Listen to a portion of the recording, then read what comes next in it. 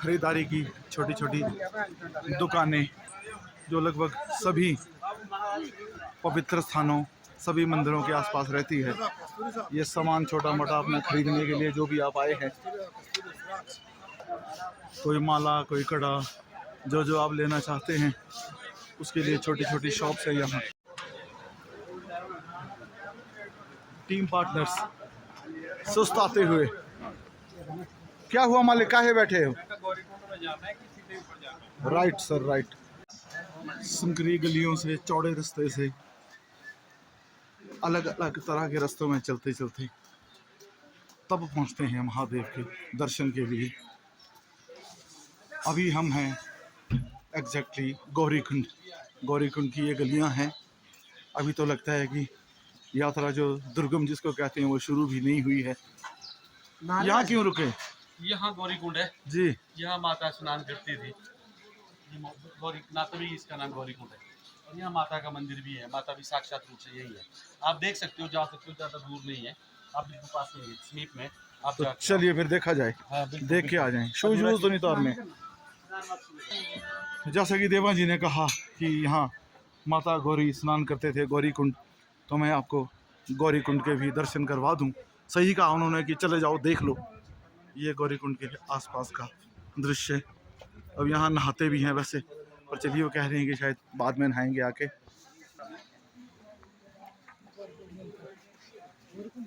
ये है श्री गौरी माई मंदिर, गौरी गणपति पूजा का दर्शन महत्व है।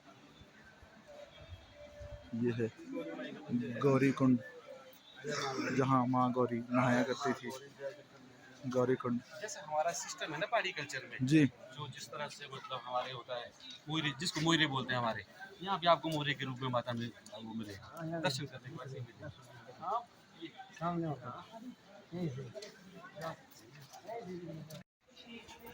सभी मेरे सदस्य गौरी कुंड, माँ गौरी कुंड को स्नान करते हुए।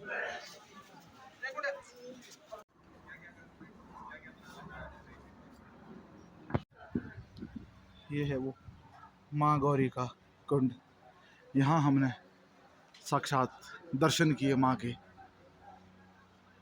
सच में हम धन्य हो गए ऐसी ऐसी जगह में आके जहाँ हमें माँ के साक्षात दर्शन हुए। जय माता दी। स्नान इत्यादि करने के लिए स्नानागार, क्योंकि इस जगह को पूरे को गौरी कुंड कहा जाता है, तो स्नान आदि के लिए पानी जगह जगह निकला हुआ है। तो ये पुराना स्नानागार और ये नए स्नानागार की तैयारियां चल रही हैं, ताकि श्रद्धालु जब सीज़न में, पीक सीज़न में ज़्यादा श्रद्धालु आए तो किसी चीज़ की दिक्कत ना हो। उत्तराखंड सरकार की कोशिश, भरपूर प्रयास, श्रद्धालुओं की आस्था, श्रद्धालुओं का रश एक तरफ से जाते हुए और एक तरफ से श्रद्धालु आते हुए। हर हर महादेव, हर हर महादेव, हर हर महादेव।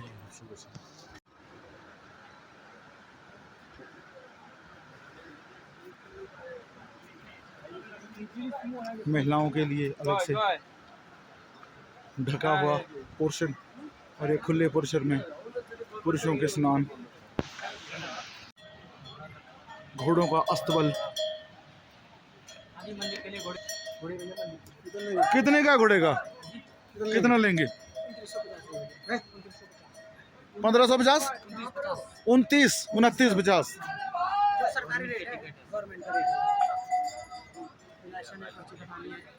ज्यादा नहीं है? थोड़ा कुछ ठीक ठीक कर दो। बंदे तो 12 बंदे हैं भाई। 12 बंदे हैं? हाँ, 12 बंदे का 12,000 है ना? 12,000 लोग बेबस या यूं कहो नहीं चल पाते हैं, वो पिट्ठू पे जाते हैं, पीठ पे लेके जाते हैं, कंधे पे लेके जाते हैं। हम तो खुशकिस्मत हैं कि हमें अभी आदेश हुआ महादेव का कि आप आएं। जब हम खुद चल पा रहे हैं, अपने शरीर को अपने पाँव पे लेके जा रहे हैं। अपने पाँव पे शरीर को ना ले जा सकें तो आना फिजूल है, लेकिन फिर भी जैसी जिसकी आस्था, जैसी जिसकी श्रद्धा। हर हर महादेव, सर्वज्ञानी महादेव। जिसकी आस्था जैसी, जरूरी नहीं गौरीकुंड जहाँ मन गया वहाँ नहा लिए। बात आस्था की है।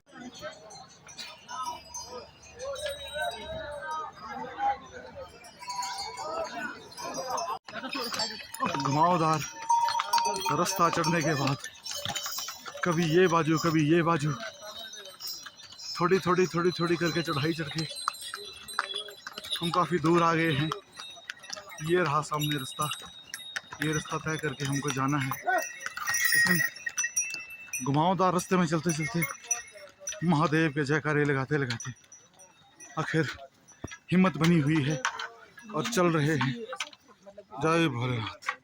कुछ भी कहो, एक खास बात इस रास्ते की ये है, इस रास्ते में पानी आपको हर जगह मिल जाएगा। पानी अपने साथ कैरी करने की ज़रूरत नहीं है।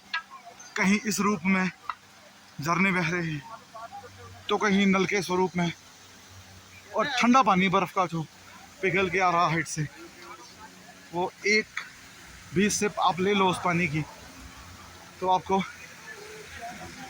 पुनः स्फूर्ति मिलेगी एक बार।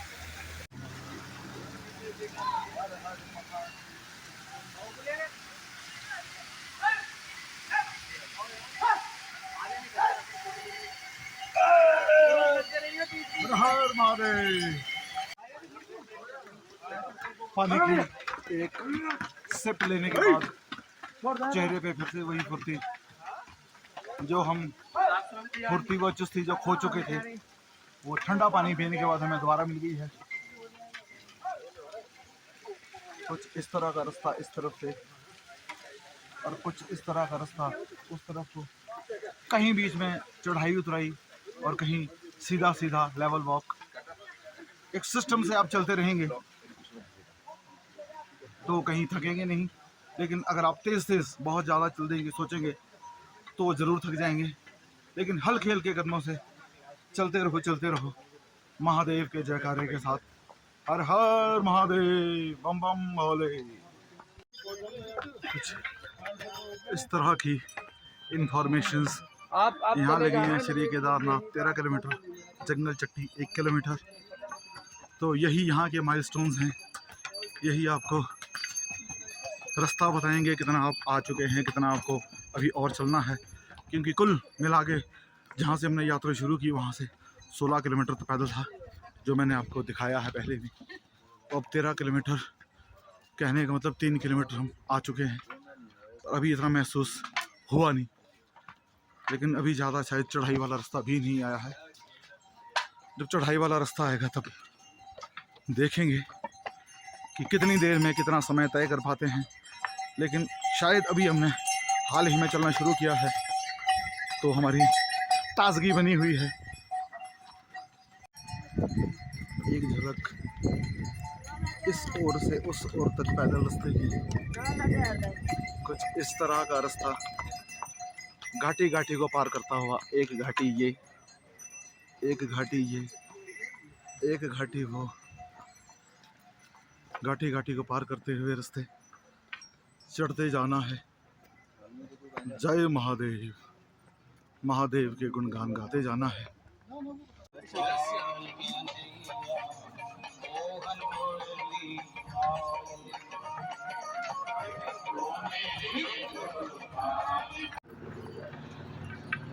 ये अब सामने जो आपको नज़र आ रहा है, ये कहते हैं कि लगभग आधा पड़ाव है।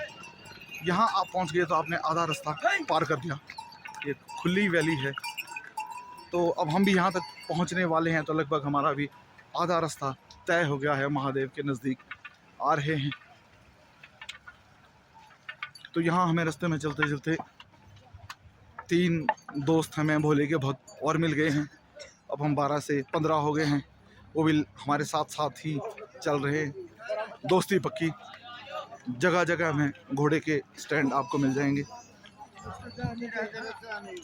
जहाँ से हमने शुरू की थी यात्रा, वहाँ से घोड़े के जो भाव थे वो ज़्यादा थे। अब जितना जितना हम चढ़ते जा रहे हैं उतने उतने घोड़े के भाव भी कम होते जा रहे हैं।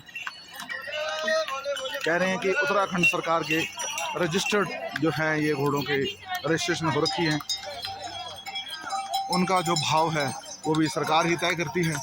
जो घोड़े वाले हमको कह रहे हैं, बता रहे हैं तो सरकार ने जो रोड तय किया है उसी रेट में चल रहे हैं घोड़े। घोड़े वाले भक्तों को लेके जा रहे हैं। ये शायद त्रासदी के समय वाला वो एरिया जहाँ केदारनाथ त्रासदी हुई थी, इतना वाइड इसका जो एरिया है, लग रहा है कि ये वही है। कुछ इस तरह के रास्तों से चलते चलते अब हम पहुंचेंगे बाबा केदार के पास।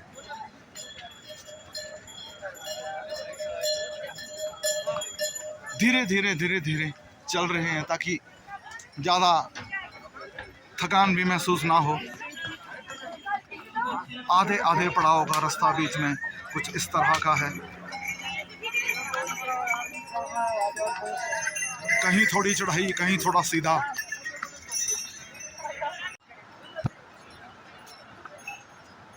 उस वाली घाटी से, उस रास्ते से हम चढ़ के यहाँ तक आए और यहाँ से पुल के सहारे घाटी चेंज, अब घाटी बदल दी है उस घाटी से इस वाली घाटी में।